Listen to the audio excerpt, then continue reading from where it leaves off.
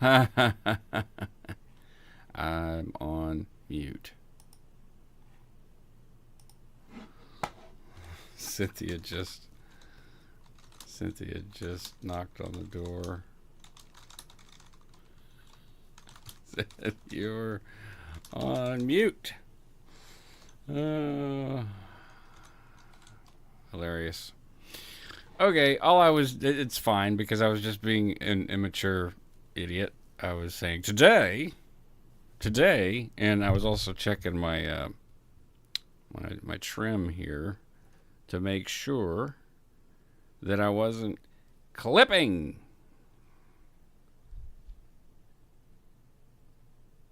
All right, looks good there. Looks good here. I can hear myself. You can hear me. Um, all I was saying was today. I did say it is. Um,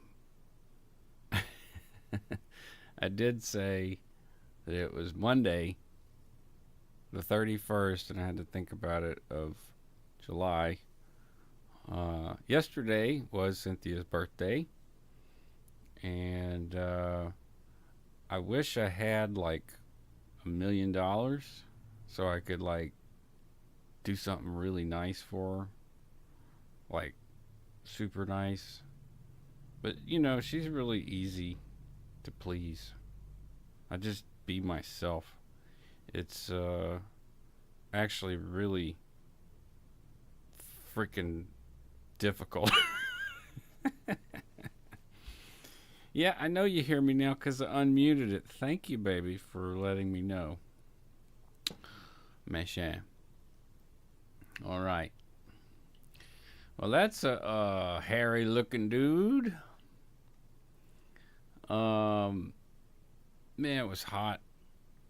Yeah, we see you, Don, for sure. You're not shadow banned. I don't really ban people. I did shadow ban Doug and Zero Dark Tony. I'm completely transparent about it. It was because of the long look. I don't want to Zero Dark Tony. I don't know what his deal is with the shit talking. So I don't mind. And I don't know Zero Dark Tony. He's not my friend. So, um, and and I'm not saying that I don't want to be friendly with him or whatever. I'm just saying that like we're not friends. We've never talked. So, your phone is hacked. Well, that's no good. Um, no, I had to shadow ban those two people because it was a barrage of. Well, actually, with Doug, it was like I couldn't bear to read it. I saw the wall of text and I started seeing cuss words and everything. I'm like, oh man, yeah, I don't mind cuss words. It's just the personal attack stuff. So, um, which I know he doesn't mean. I know it. I know that's not how he feels. So I just hid that. I don't see it. No one sees it. Shadow banning, the way that works is the person who posts can see it, but they don't know if anyone else sees it. It's actually kind of a shitty policy. Why not just block people? But I guess there is a reason for it. Uh, you're in a hospital room with your dad. Well, um, I've been. I'll keep him in my thoughts, and you as well. That's not usually a picnic, hanging out, sleeping in a damn hospital. I've done it, so um, yeah, I know all that tired, fatigue stuff. Yeah. Um, well, Dawn, I'll respond to that. I don't understand why Aaron introduced zero dark tone in the first place.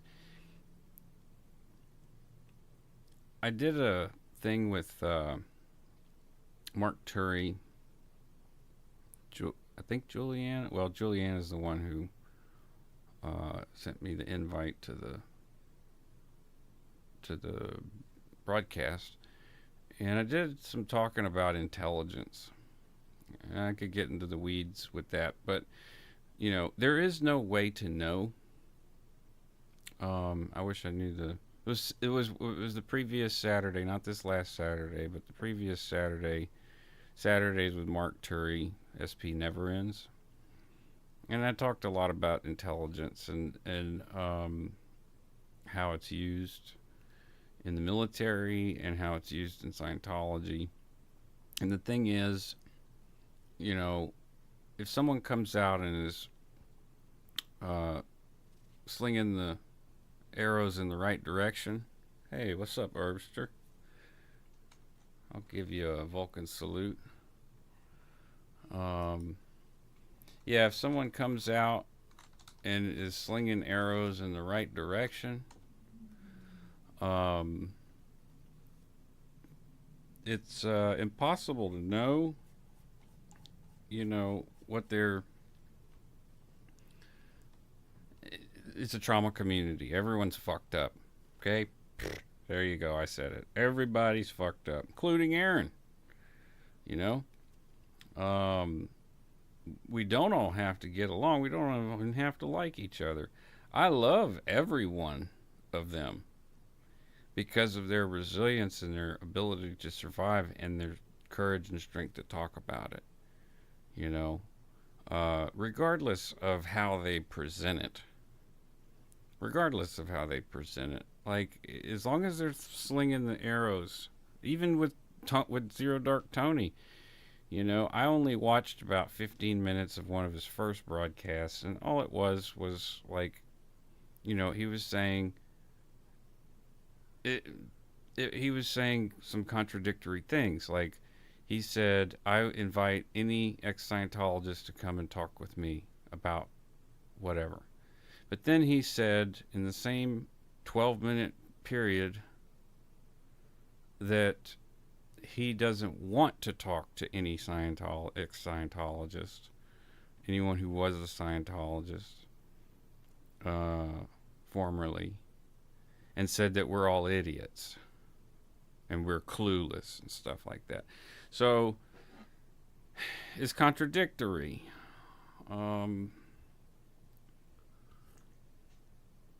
Yeah.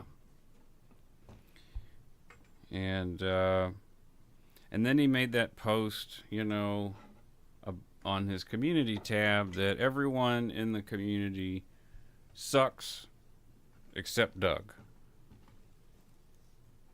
Doug's cool. And I fucking agree. Doug is cool. Doug is cool as fuck. I love Doug. But, yeah. We can't work together, right? So, that's my response to that question. I don't understand why Aaron introduced Dark in the first place. Well, you never really can tell. Zero Dark Tony might have had and maybe still has some very important information. Everyone's perspective is important.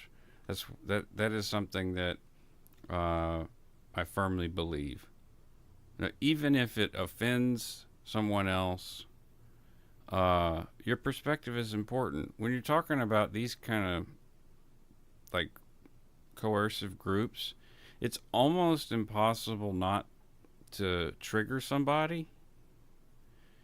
And I don't consider that necessarily offensive. It's just triggering. It can be offensive. And yes, anyone who is personally attacking other people who are shooting the arrows in the correct direction in a time like this, where there's more than there's ever been speaking on the subject, in my opinion, uh, and and this isn't even my opinion. I can't even claim ownership of it because it comes way back from wisdom that was written down in dynastic China with Sun Tzu. You know, it has to do with the art of war, and it is sort of a war, right?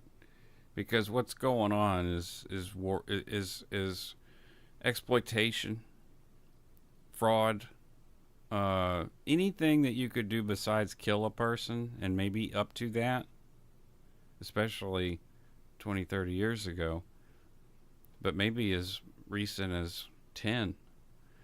That's a war. So if you're trying to rally the troops, so to speak, and you're doing a bad job if you're insulting everybody, coming in and insulting. It'd be like a general coming in and berating all of his captains and demoralizing the army, which is what I feel like the SPTV community and trauma community is. It is a small army. Now, that's because my perspective is probably different because, like, they're every generation that comes out and speaks about this stuff, there were people before, and the stakes got lower and lower. Like, it was safer and safer to talk about stuff. And that's good. That's a good thing. And there's no like hierarchy or rank as to like, oh well, I talked out before you, and so I'm more important or whatever. But there is a fear aspect to that because if you know the earlier you spoke out, like say Jerry Armstrong, he he was the target of a lot of heinous legal and environmental harassment and stuff. So, I can't compare myself to him in terms of like courage, but at the same time, like many of us, it's not even a matter of courage. It's a matter of like they took everything almost from you or everything. All right. Good little conversation starter, Dawn. And today, which is what I was saying over and over when I was muted, today, it's funny. Yesterday, yesterday, when I did the broadcast, Cynthia was like, "Post your, buy me a coffee," and I thought she wanted to hear the Lulu bark. She actually wanted me to post it in the chat.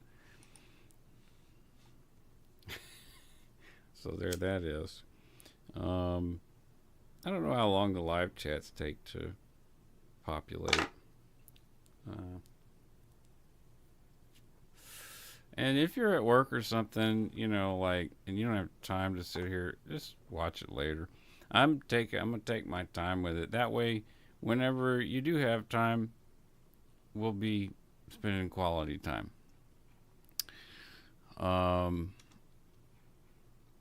You got left back in 82. I went into the chat one day under 80. I remember Webb before I got this phone, and Tony accused me of being Doug. Oh, interesting. So, just can you type in the chat if Tony and Doug are not like buds anymore? Because as far as I knew, that's what the deal was. Because there was just some information that Doug had to have that Tony had. Anyways, this is a response video that I did in 2017. Got a cough to get off. Let me have some of this tea. Mm. Okay. Well, I guess that changed. I'm sorry. Um, I haven't been able to watch him either. To be honest with y'all, I'm really still upset. Doug was very close, and I worry about him, and I love him very much. Um, and I don't know what he's going through right now, and it kind of, um, yeah. I mean, I feel partially responsible for not. I talked about it in another video, not setting my boundaries, and all I can do, I guess, is pray and hope things get better. So I forget the guy's name, but he had asked me. He'd asked me how I made out, and this was relatively early. Um, Mock says having a bunch of survivors speak won't always lead to agreement on everything. Happens. Super valid point, and I'm proud of everything that we did. Even though some people would complain in the comments about him cutting me off, honestly, like, because I know that Doug talks a lot, um, I it gives me time to think about what I'm going to say, and when I have the time to say it, how to say it in the most impactful way possible. So I'm not saying got every chance to do that. I think when those comments started showing up, those were the videos where I was not able to fully express an idea quickly enough. But for me, it was a good exercise in, you know, following Doug's topic, which he would spend the whole week putting together this whole show program. Um, Doug is an incredibly intelligent person, and very like, I mean, yeah, I wouldn't say that he's like super organized or like has some kind of system or anything, but he can. I think there's a method to his madness that is genius, and yeah. So I'm proud of all of that stuff that we did. And he inspired me to start to do this, because he told me that he saw all of these back whenever I published them. He watched all of them. It was before he started publishing, and it inspired him. So, you know, uh, no, having survivors speak won't always lead to agreement on everything. But from what I've seen, one will do something, and another will do something. It's inspiring. Um, and I hope that inspiration continues and grows. It seems to have been doing so since I first started, and Aaron started, and me and Chris came out of the ESMB message boards at the same time with the channel, and but there were people long before that, like going and physically going places and having speeches. I did a seminar in 2015, shortly after I did my first video, because I felt like I wanted to reach out to the public similar to the way Jerry Armstrong did. And I had it was a small turnout, but a very niche group of people did show up. And a monk, there were 5 different people who were from high control group churches or cults or monasteries. And talking to those 5 people, like, there were a lot of other people there who were just kind of there to hear the Xenu story and all that. But those 5 people, after the after I did the seminar, we talked. I talked to all five of those people, and we talked together. And it was more. I'd say it was more for us than it was for anyone else, because once the Xenu story was over, people were like, nodding off. But yeah, this guy asked me a multi-pronged question in 2017. It might have been a question that I hadn't gotten around to. That happened frequently because of the life stuff that was going on. Some of that is in here. Um, the question was how. It was kind of like a, well, bud, how'd you make out? And it was probably after I'd been posting and then stopped posting. I think it was a comment like that where someone's like, well, how you doing? How'd you make out? So here we go. Hey there. This video is for John Jensen. John Jensen. John Jensen, whoever you are. Just been checking out some of the older videos that I posted whenever. Oh, excuse me. I'm in Louisiana, and all this storm action has stirred up a lot of allergens. So he wanted to know how I made out. I could take that a couple of ways.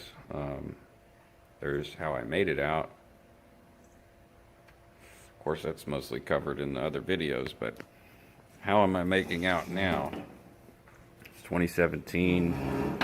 I officially declared myself a non-Scientologist. 2015. Pretty much decided that maybe a year before I made the first video. And during that year is whenever I started reading all of the materials and stories, things that you're not supposed to read. As you know, and from the other videos, or maybe not, went through a divorce. My ex-wife was diagnosed with autism spectrum disorder, which is no longer, Asperger's is no longer a diagnosis, so she's on the spectrum, which we all are, technically. I don't know if that's true. Disclaimer.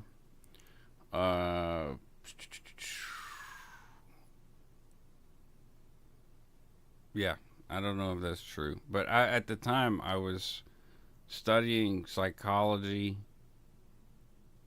and that's how I learned. Like at McNeese University, and I was like cramming all kind of stuff in my head to try and unfuck everything that was going on. I actually halfway through the semester, I had a breakdown in the middle of the class because I was like, Jesus Christ, this is what happened to me and my mother and my brothers and so on and so forth. I'm like, just with the little bit of information that I got, some 101, 102, 103, and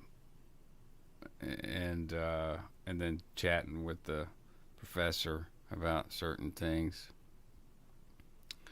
Amy Jean, welcome. No, I don't think that's true, but a lot of people say it. What exactly I missed? I'm not tracking with.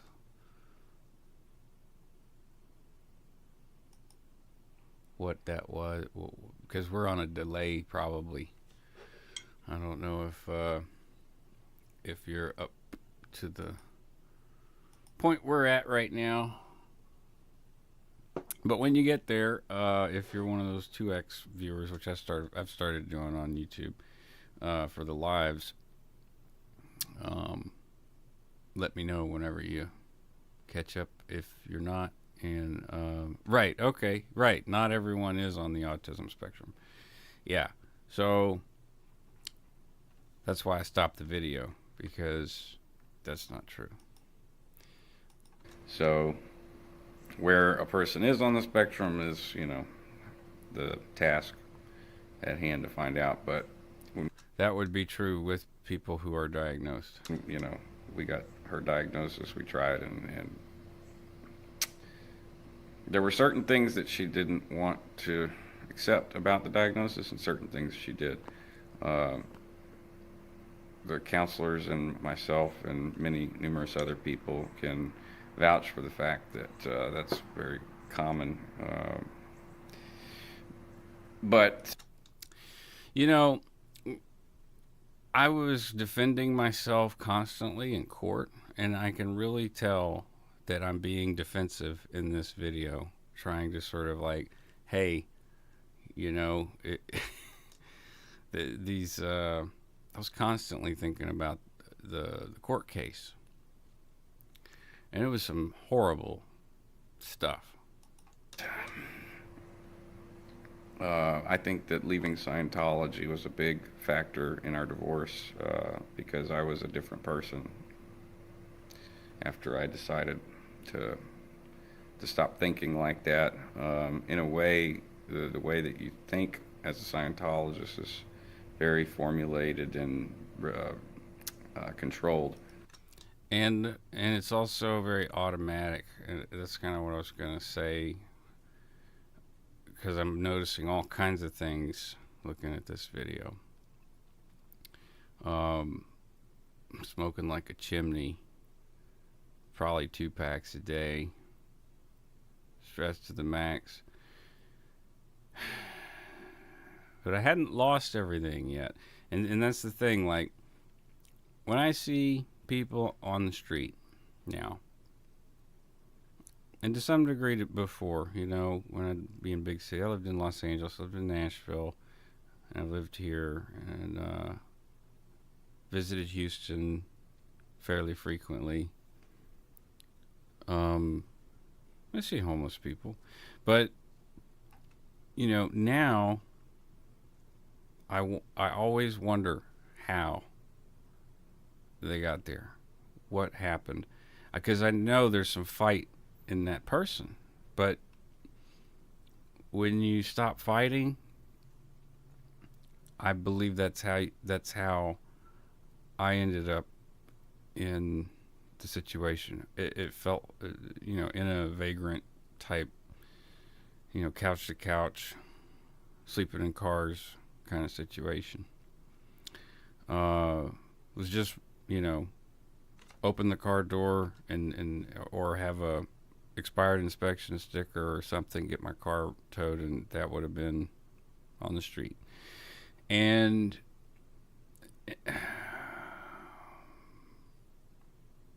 the only thing I could really do was just try to survive. I don't know how else to describe it. It was overwhelming.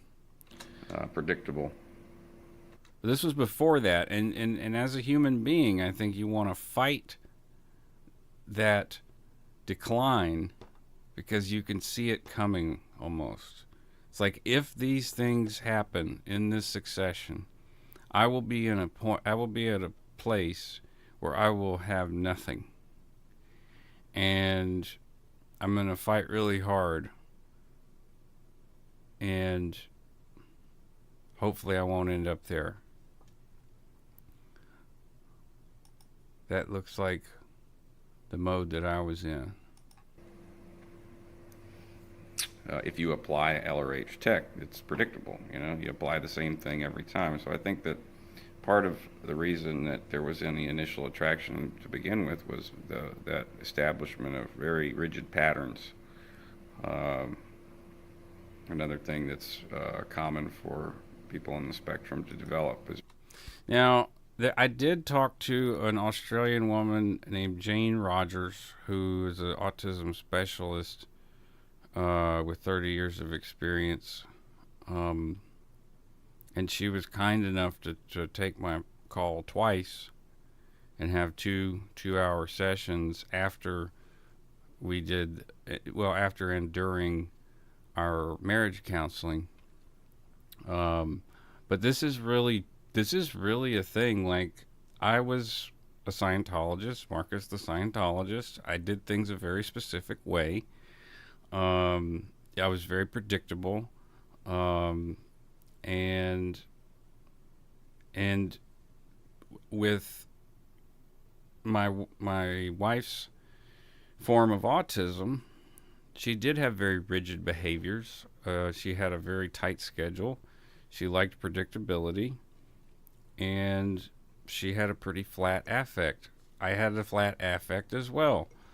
Um, we didn't make a big fuss about anything, but there really wasn't anything there. But whenever I started to finish my doubt condition and change back into who I was, um, I guess you could call her an ex-Scientologist. She did the calm course, which may be enough. Considering that she did later get diagnosed with autism, that could have been something that stuck with her uh, to this day. I don't know, but the change was a major problem, because now I was experiencing all kinds of different moods, emotions, uh, schedule changes, lifestyle changes, etc. And it was a lot for her, I'm told. Rigid patterns of living, thinking. So whenever I let go of the rigidity, when I let go of my ridges, which is a Scientology term, ridges. Uh, there's a yellow butterfly. Native Americans think that represents hope. I've been seeing them everywhere. 'Tis the season, I guess.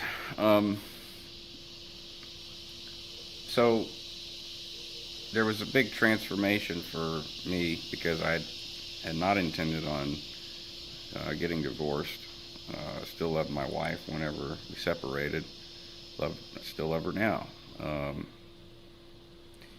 There's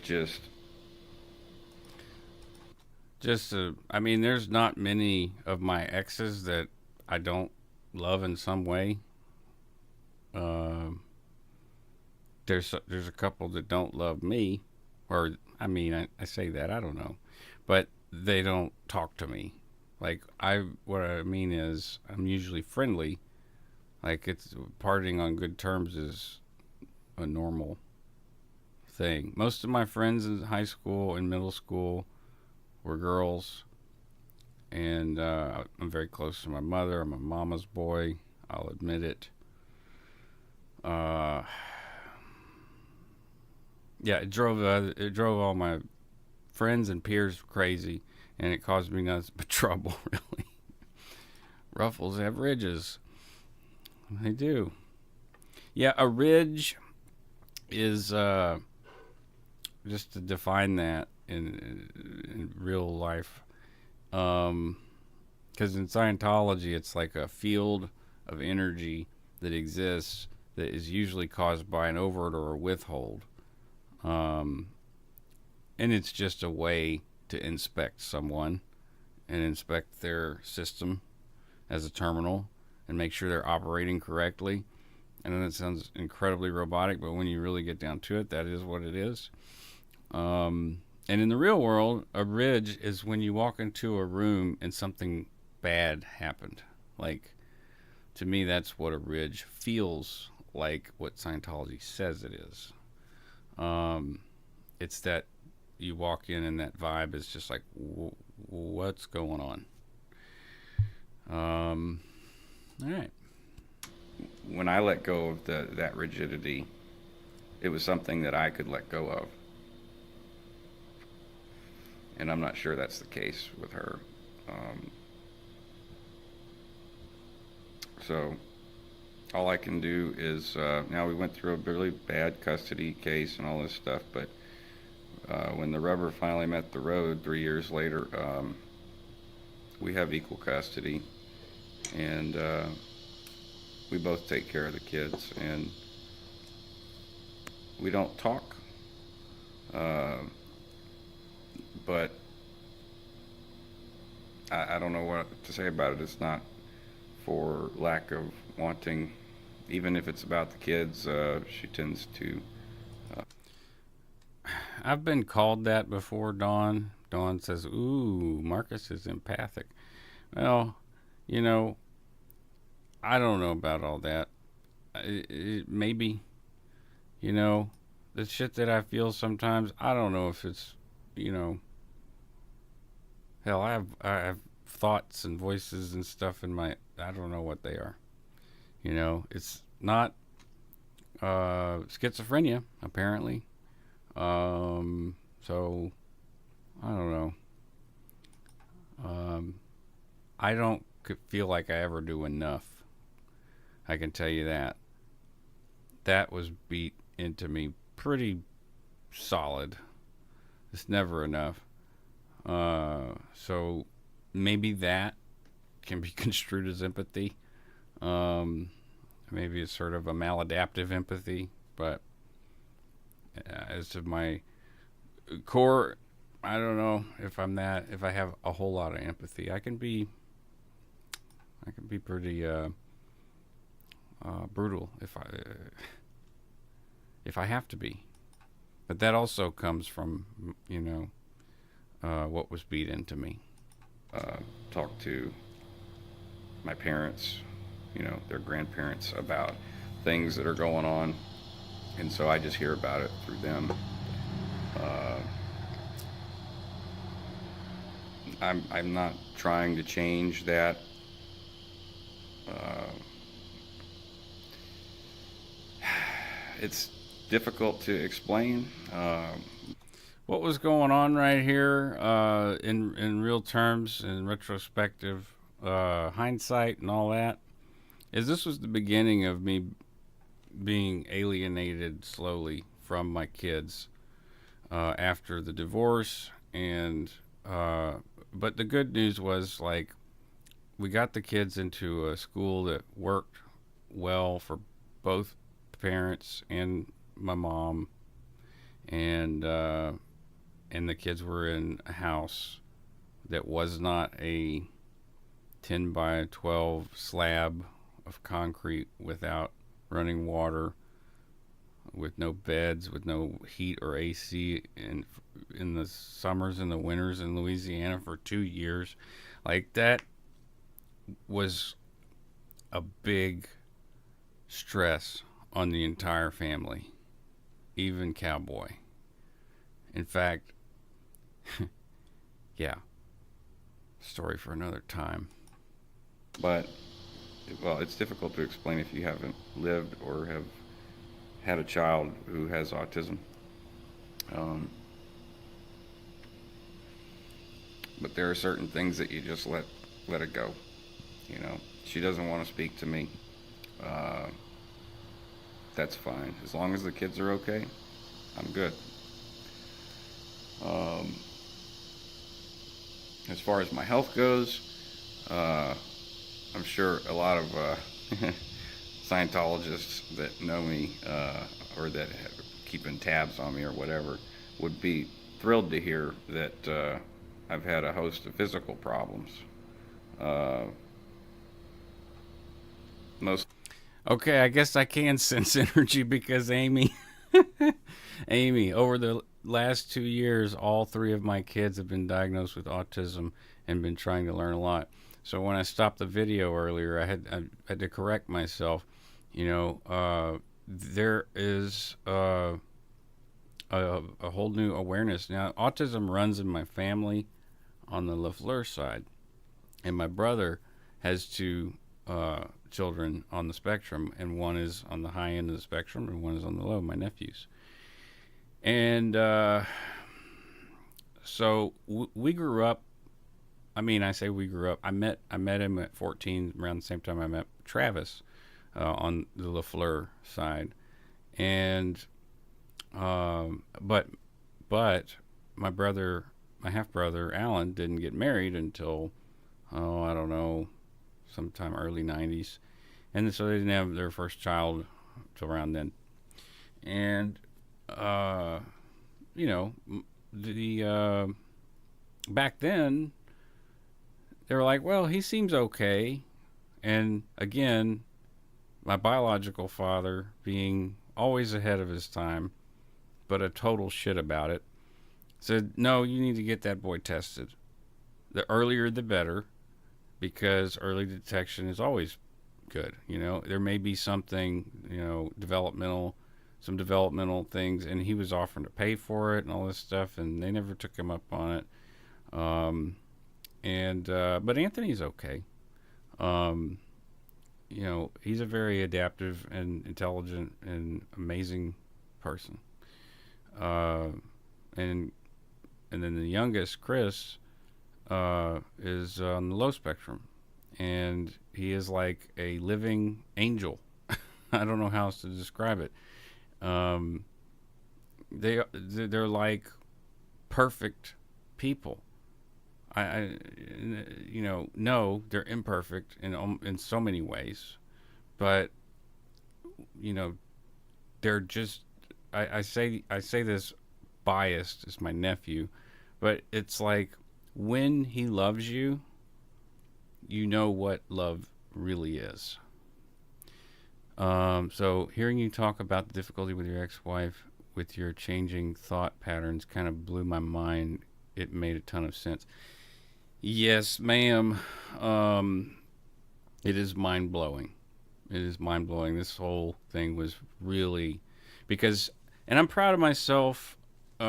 In one sense, so far in this video, I'm not proud that I was being overly defensive for no damn reason, but that was just like I said, I was being sued all the time, constantly for 2 years, and the uh, hmm, where is my blim blim?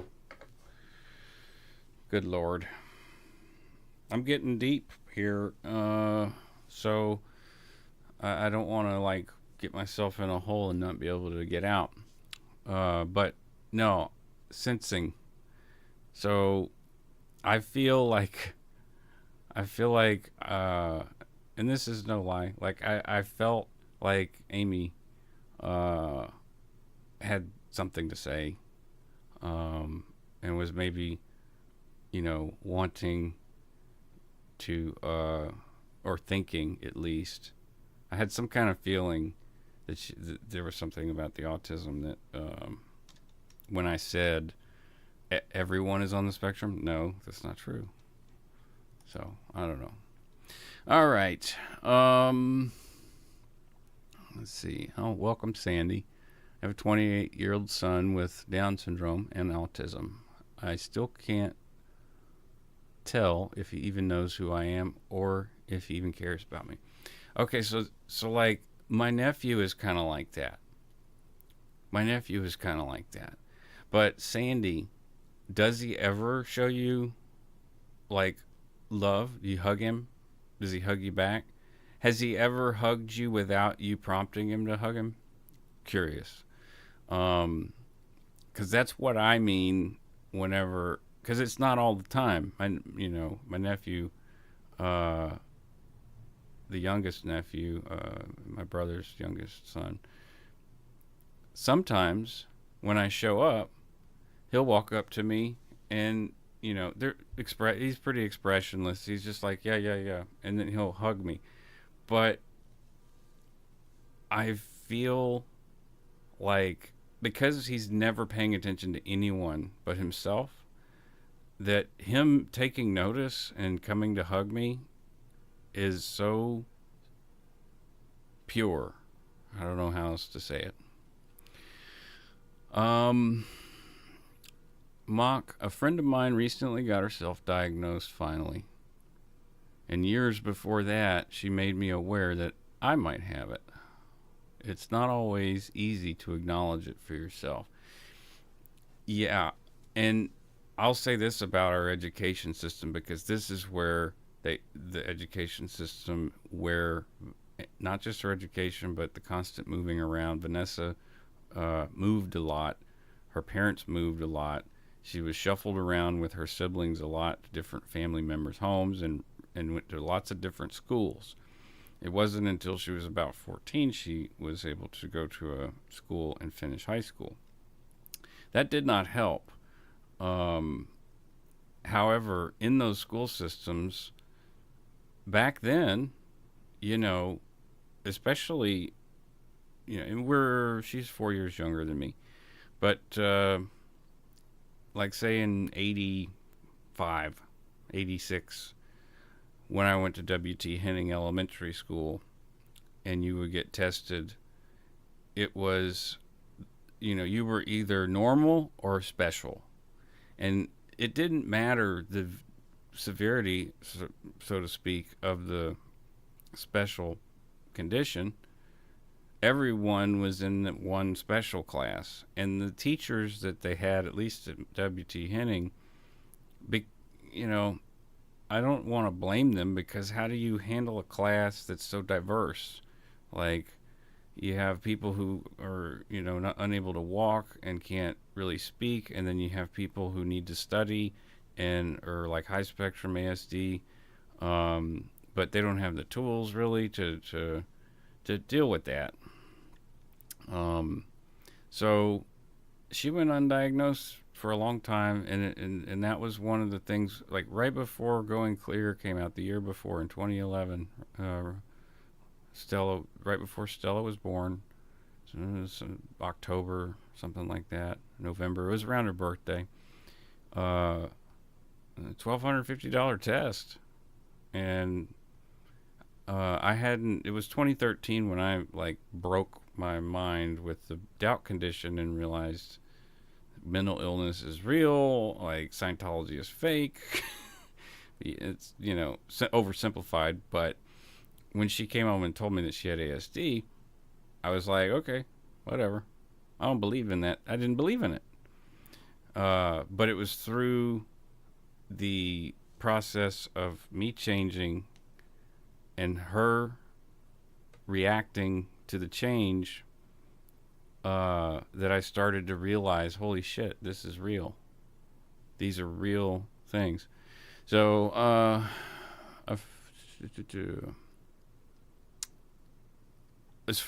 acknowledging it, I didn't.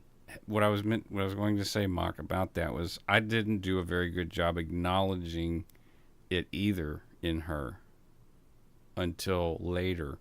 So,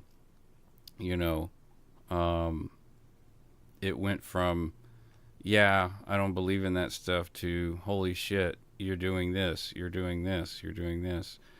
You have this, and she already knew that. And but it was problem for both of us. So, Amy Jean, views on autism have changed a lot, but whoever said they don't have emotions are 100% wrong. I agree with you 100%. I agree with you 100%. The deeper the better. I love deep. Dawn, okay. I'm going to ignore my immature side. Yeah, so let's see if Sandy said anything. She said, no, he never hugs me or kisses me. When he would get hurt when he was little, he wouldn't let me comfort him with a hug or a kiss. Never initiates affection. Now, my son has been showing signs of similar to this since he was 2 years old. And, I'm not an autism expert. I just spoke to one in Australia one time, twice, and I recorded the phone calls because I wanted to get everything she said and be able to refer to it. I asked permission. She said fine. And there are things that you can look for early childhood, and I noticed some, and it was during the divorce, and what broke my heart was that, going through the divorce and going through this legal stuff, no one cared about the kids really. Like, no one cared about their mental health. I had to fight every single person, including my own attorney, uh, to get my daughter into play therapy because he said, I don't want to bring that in front of the judge. It's going to blah, blah, blah. I'm like, I don't care what anyone thinks about it. My daughter is having separation anxiety. She's acting out. She's very emotional, and she can't stay with me at night because she's scared. And that's okay. She can stay where she wants, but like she needs to be in play therapy.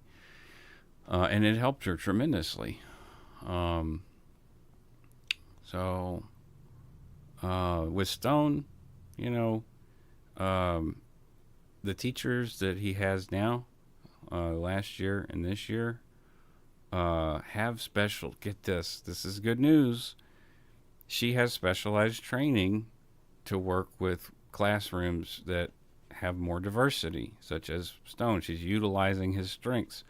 He was giving the overviews of the chapters throughout the whole year, and he couldn't. He was so scared and shy at the beginning of the year that he didn't want to take his mask off. He was also scared of COVID, but he just, he liked it was like a safety blanket for him to cover his face, and to go from that to doing presentations every week was a huge, huge thing. So the good news is that hopefully, we'll have more development assets, for a more diverse neurodivergent group. Let's see here. My twin sister's son was diagnosed with Asperger's. Yeah, that's ASD now. A lot of teachers in special classes, this is Amy, a lot of teachers in special classes were put into almost impossible situations. Thank you. That's kind of what I was trying to say, because I can't say, man, these women were so horrible. I can't do that, even though, like, they would be screaming and yelling sometimes and scaring the kids. Like, I can't even imagine being put in that kind of a situation. I mean, just the amount of physical labor that they had to do because that was expected of them to make sure that any of the non-ambulatory people, their wheelchairs and their crutches, whatever, and in addition to their their mental condition with such a wide variety, and then you have someone who's basically can mimic neurotypical, higher on the spectrum, but needs developmental assistance to to get better at those kinds of interactions. So okay, Amy Jean, it's even worse. Okay, you guys are talking. All right, I'm going to continue. Otherwise, we'll just keep talking. But I do want to finish reading it real quick.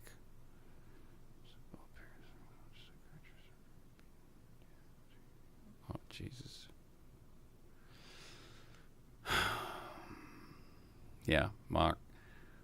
I don't want to read that out loud on the stream. That's terrible. And Dawn got love for everybody. This is nice.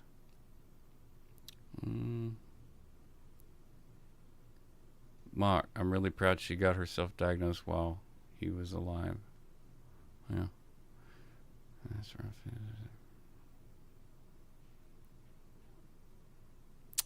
Yeah. All right. So, autism awareness, wear your ribbon, advocate where you can, when you can. I always do, even at the, big part of why, it didn't work out. Because she didn't want to advocate for herself even. I don't know. Related to my prostate. Not to get too Go right from that to my prostate. All right. Whoa. in depth, but um, I had to do some chemo last year, and It wasn't chemo, it was chemo drugs. I've recovered. I never had to do the chemo treatment, luckily, but they gave me what they said were chemo drugs. They're flox drugs. And they left my body like it was chemoed. I can tell you that. I know that's not the reaction everybody has, but it was for me.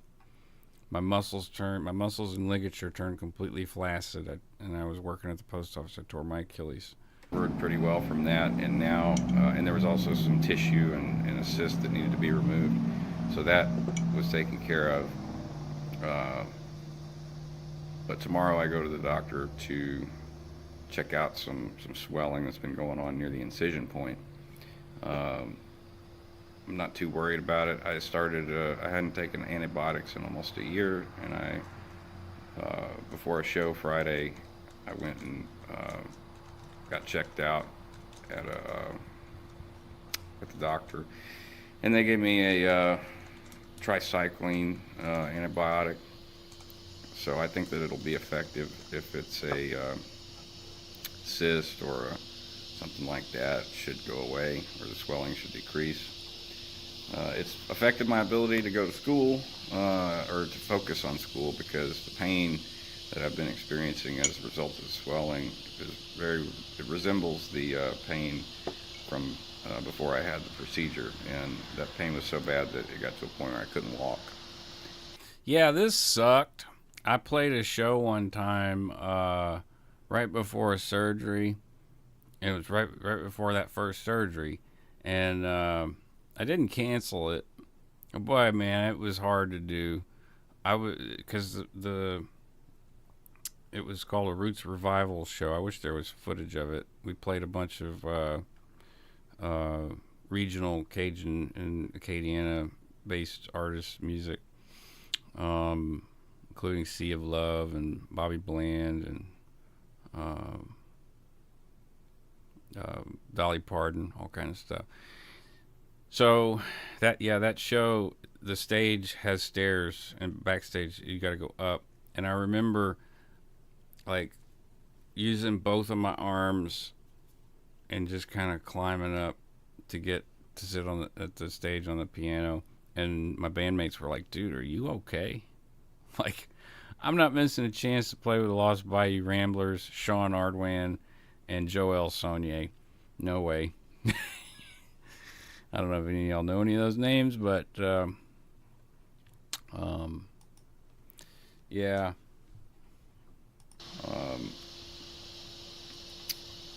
I jammed my finger up yesterday building a server.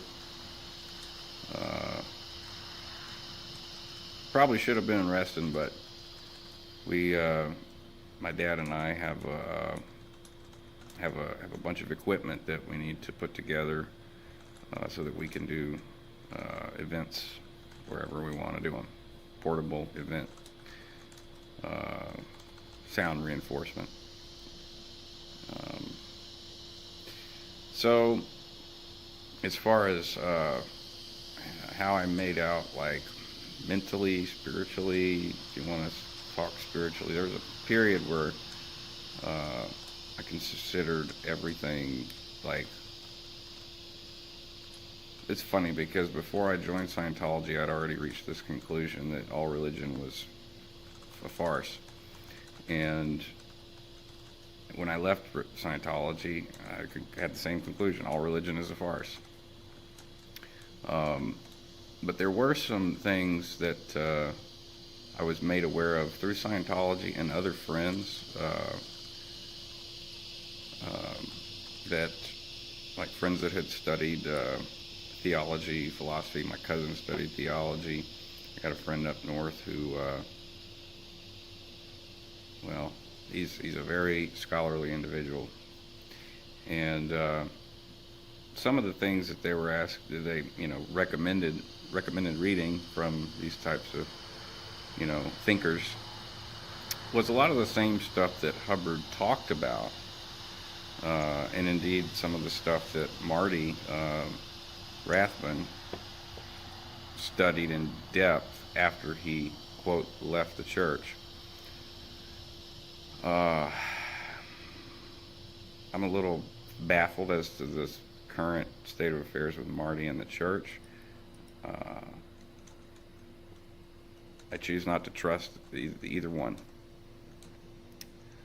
I saw Louis Theroux's documentary. It was great, but something tells me that Marty is still not. Even Jeff Hawkins said it in the video. He knows where the bodies are buried now, figuratively or literally.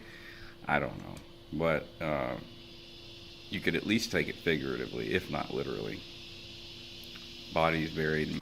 Okay. Yeah, so how I made out, I think the guy was probably wondering because there was leaving Scientology, divorce. I did a video in 2015 entitled Non-Interpolation Order, which was my attorney saying, hey, dumbass, you're in the middle of a divorce. Stop posting about Scientology. Because they were pulling, her attorney was pulling everything and scraping everything from every source.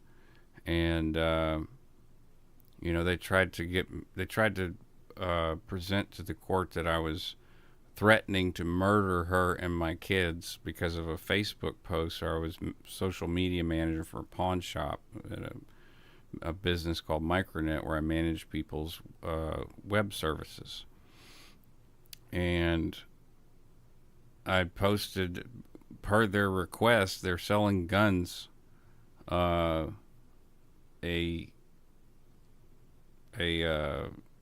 comment, well, the text that goes with the ad, and then the picture, and then the graphic, and says, come get your guns now, 20% off until whatever, Labor Day. You never know when you might need them. Now, this is in a very red state where,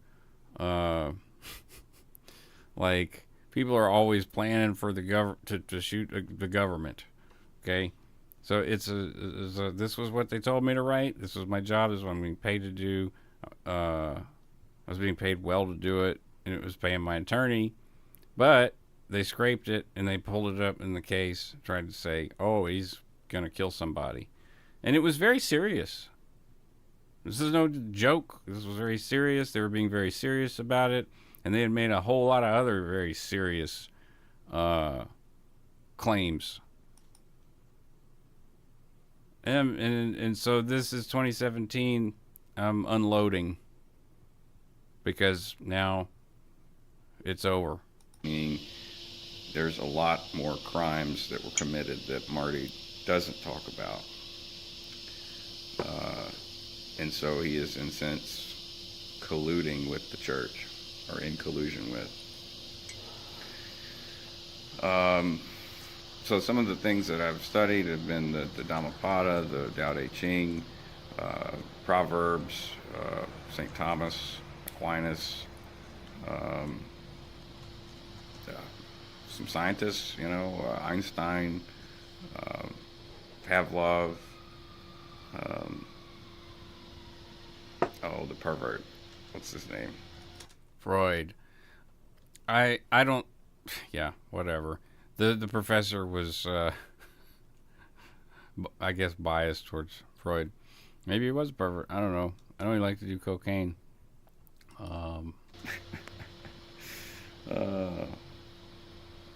Anyways, I've been studying, and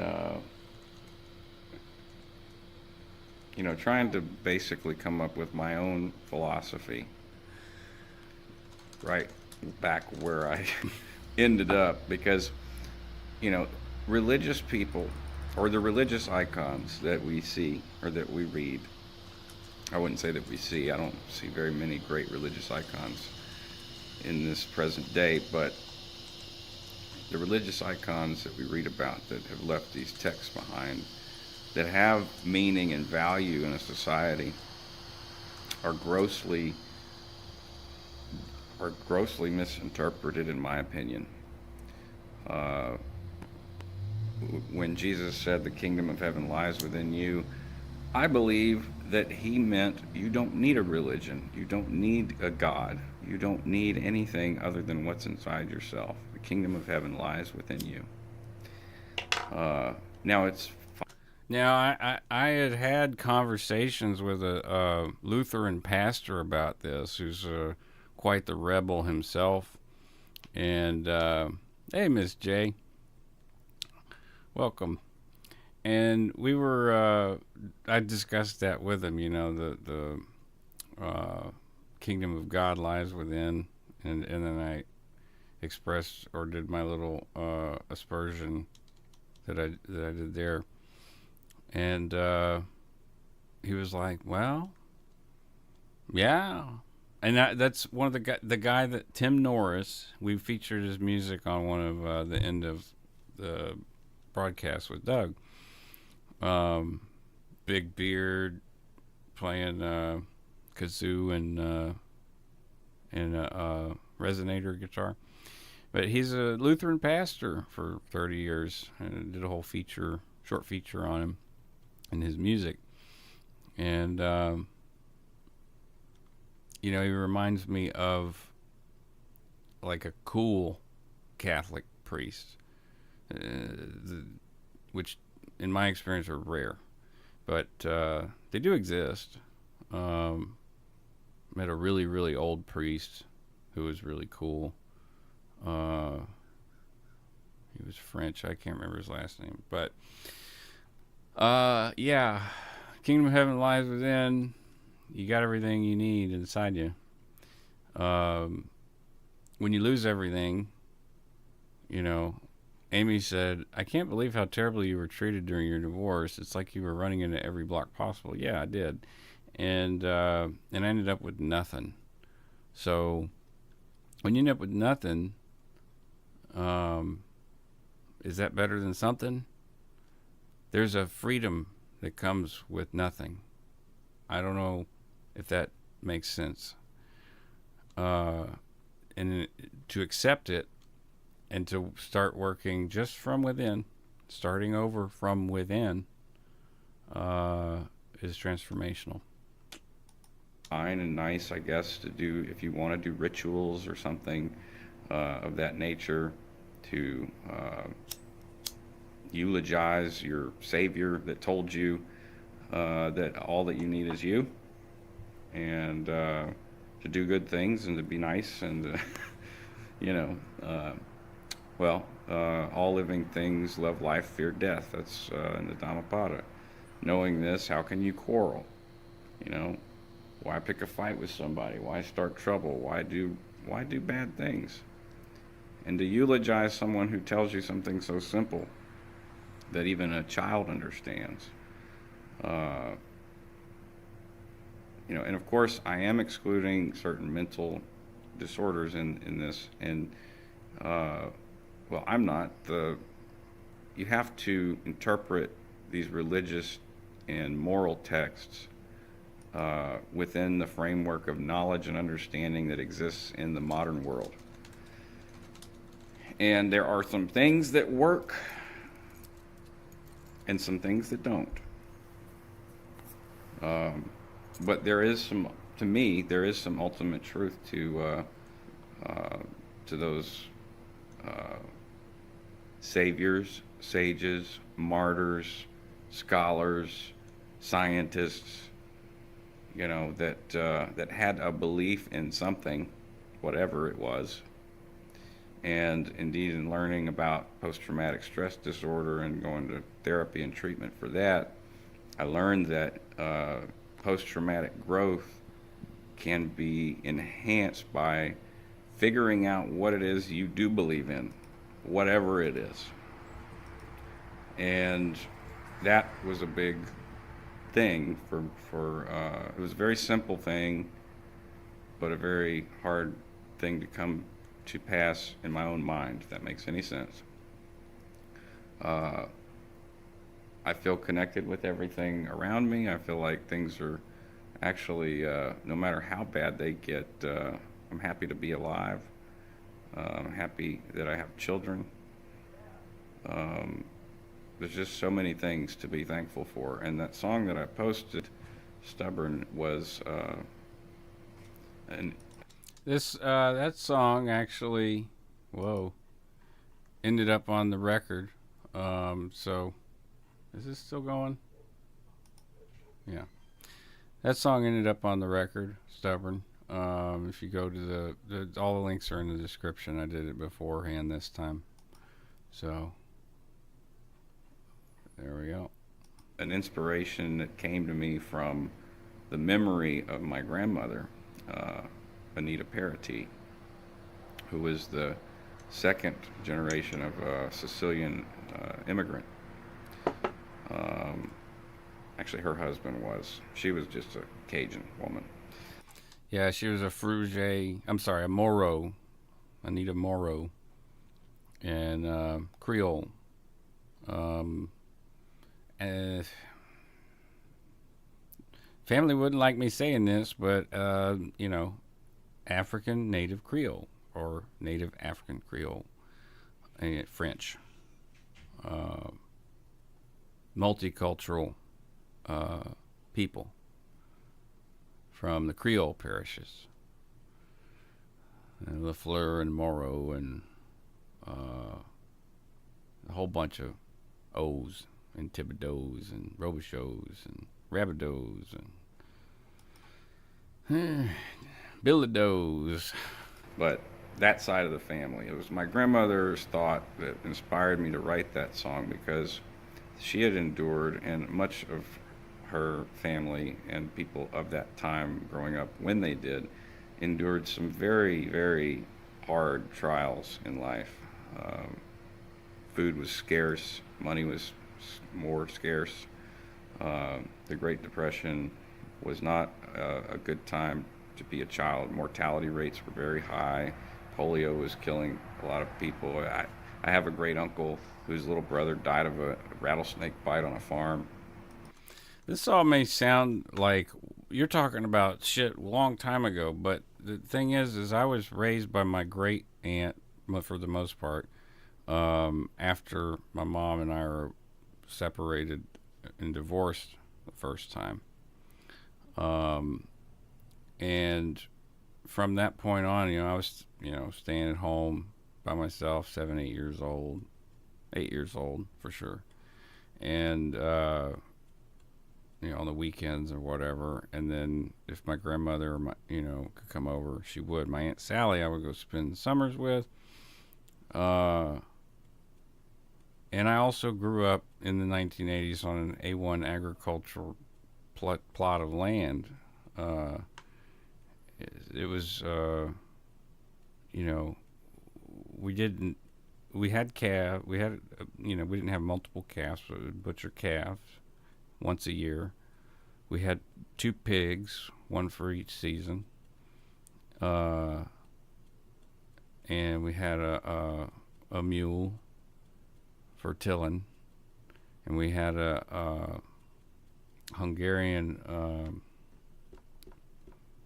What was he? He was a Hungarian half breed, and I believe that's what he was. And he wouldn't let no one ride him but kids, so he was kind of useless to the farm, but he was cool. And then there was stacked cages of rabbits for butchering and for selling. My brother sold them at my brother Mark sold those at the stock house, whatever, barn sale and show where they would show animals. They also sell them, and a whole bunch of rows of green beans and like squash, cucumber, tomatoes, melons sometimes, and it was a beautiful childhood, like picturesque, really. But that was not the typical experience of my age group. When I go to school, I'm glad that I'm recording this because now I can shut up about it because this is true, and but I don't have to keep repeating it. When I go to school for lunch, other kids that have Lunchables and like now I did have a really cool, in my opinion, it was a really cool lunchbox. I had a Scooby Doo lunchbox, and it was orange, and it was like a tackle box basically, and I'd have all kinds of fruits and snacks and sometimes vegetables, but I didn't like the vegetables except for the green beans. So mom would just like cram a bunch of green beans in there. I would eat so many green beans, the snap beans, uh, and there would be just tons of bean holes. And I have to go throw them away, and the kids were like, "What the hell are you eating?" Like, I mean, this is good to me. And then I had a Lunchable, and I'm like, I got gypped. But it was probably better nutrition than any of those kids got. So these Yeah. kind of traumas all of the time uh, can really wake you up. And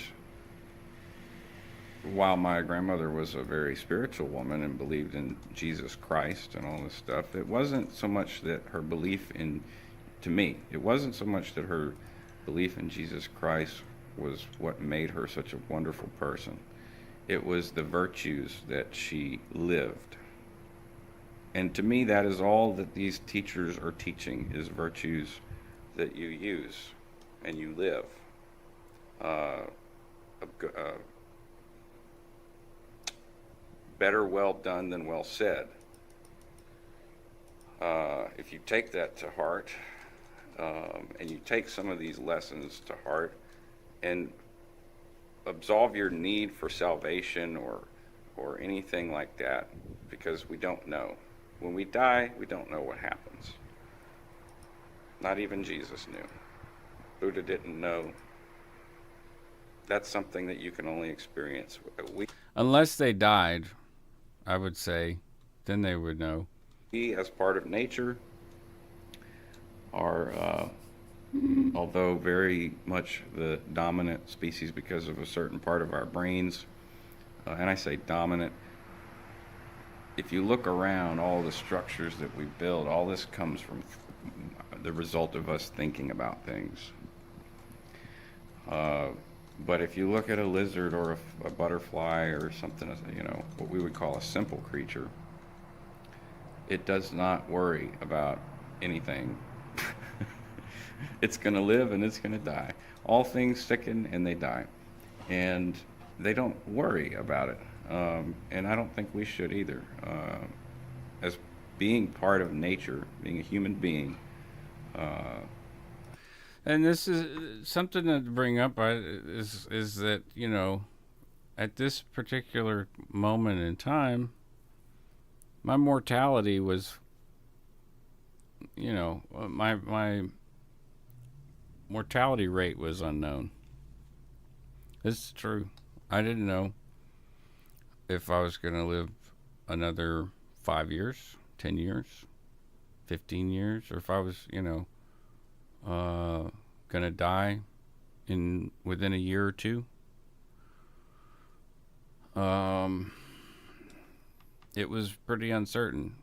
I was hiding a lot of pain, and again, like another video that I commented on, I can tell when I'm in pain, and I don't think I was in as much pain, but sitting in this chair for this long, I can already tell that I'm in more pain than I was when I first started the video. It comes across really, I think, in the way that I'm talking, in my facial expressions. If we can, I guess, quiet our mind, and I've found that if I can quiet my mind and stop worrying, then I can go through life more naturally and find more things to be thankful for every second. So I guess that's a pretty good update. I'm getting close to the 20-minute mark here. I've got two more minutes if I was going to do a 20-minute video. I'm trying to think of any kind of topic that I could update you on as to how I made out. Um, I've been playing a lot of music as much as I can. I play once a week with a band. I learned the piano over the last year. I had a lot of time to sit on my butt, recovering from surgery and whatnot. So that was 8 months in a wheelchair. Had to sell all of my cryptocurrency, which would have made me a millionaire for the second time. I fucked up both times. I had 5,000 Bitcoin in 2011, and it jumped up to $1.15, and I sold most of it to pay the mortgage on my music school that I had. In a desperate effort to save the school, was for naught. And then I, after that, I invested again in Ethereum, and it ended up going up even more. And I was able to, for those 8 months when I was in my wheelchair, I was able to basically live on my own without any help. So I'm still practicing. I showed up to a gig one time in a wheelchair. People thought I was joking. I'm like, nah. It was almost one of those Big Lebowski situations. Dude, like, you know the scene. He's a faker, I could tell. I've seen guys wounded and numb. No, Walter. Practicing. I can't really pick up a guitar anymore. It just feels weird.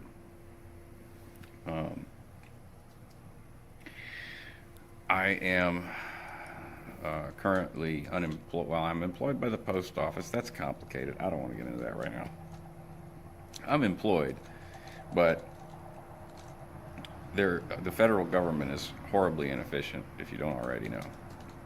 So I don't even know what steps I need to take to correct the situation that happened when I was injured within my first 90 days of employment at for the federal government.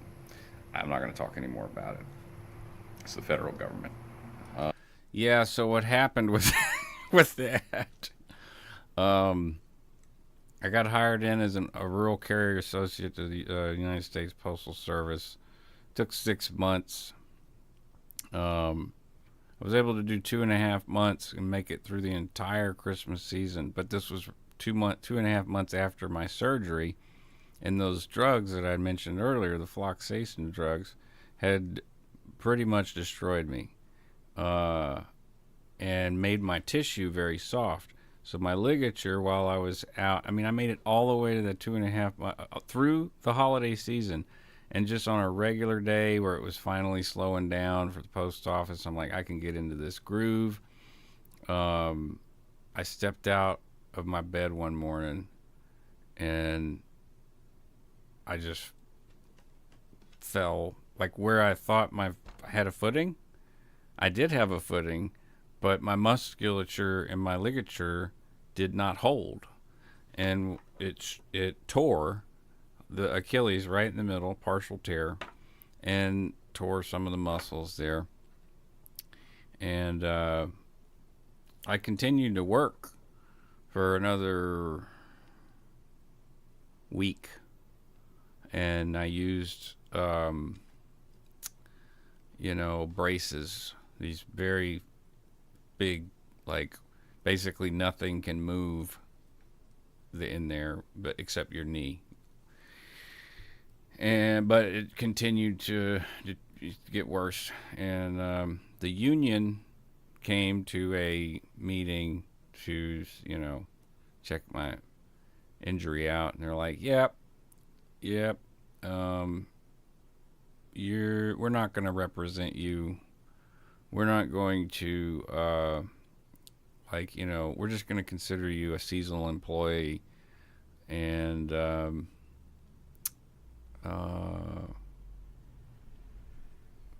yeah. I never got a job termination notice, never. And which I guess makes sense if I was a seasonal, if they processed me as a seasonal employee. But I had an RCA number, so I was a rural carrier associate. It'll be resolved. Yeah, John, I appreciate your keeping up with me, man, and checking on me. It means a lot. Previous videos, I read every single comment, so every bit of support that I've gotten from this group of people over the years is greatly appreciated. I'm very thankful for it. And just let me know if you guys want to hear anything from me, and I'll try and get it to you as soon as I can. Goodbye. Yeah. So, good Lord. Let me see if I can find the short little. So that was basically after a long hiatus from YouTube, and this guy who was oh, I disappeared. This guy I forgot his name again already, but he checked up on me and was like, "Hey, how'd you make out?" And then because the previous video was this what is it, non-interpolation order. Let me see. Let me just do a search real quick in this folder.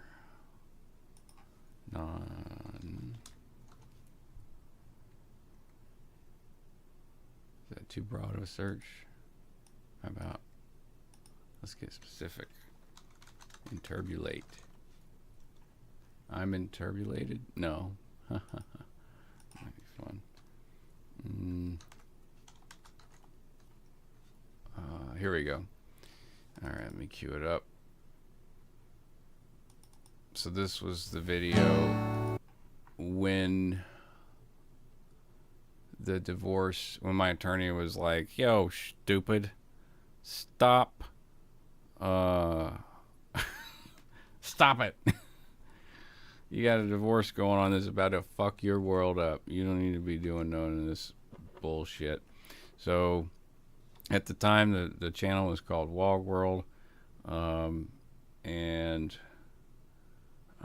here is the oh.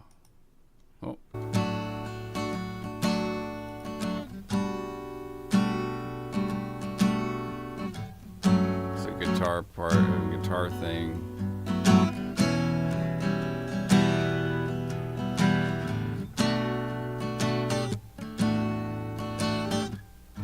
Legal reasons, I've decided to remove my videos until a resolution is made. This resolution has nothing to do with Church of Scientology. The church. It has nothing to do with the church. Please know that your support has not gone unnoticed. It's a very serious issue in my life, not related to Scientology, but requires me to refrain from speaking publicly about it. Please trust I will return to voice my experience once this issue has been resolved. It could take a long time. Courts, generally slow in Louisiana courts, are slower than molasses. I'm not being sued. Well, you know what? I'm not being sued or fair gamed. Well, I was being sued, and I don't know if I was being fair gamed. I wish I could disclose the issue, but it's ongoing, so I cannot.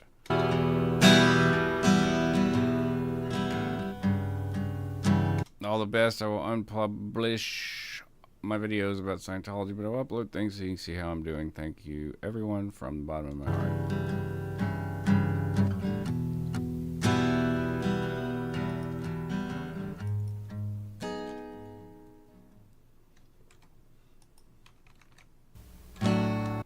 All right, so yeah, basically after a year and a half or 2 years, somebody had commented like, "Hey man, how you doing?" And that was the response. video to that man.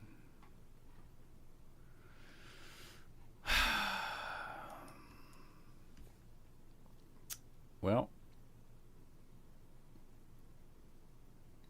it's 10 o'clock. Yeah, this could work.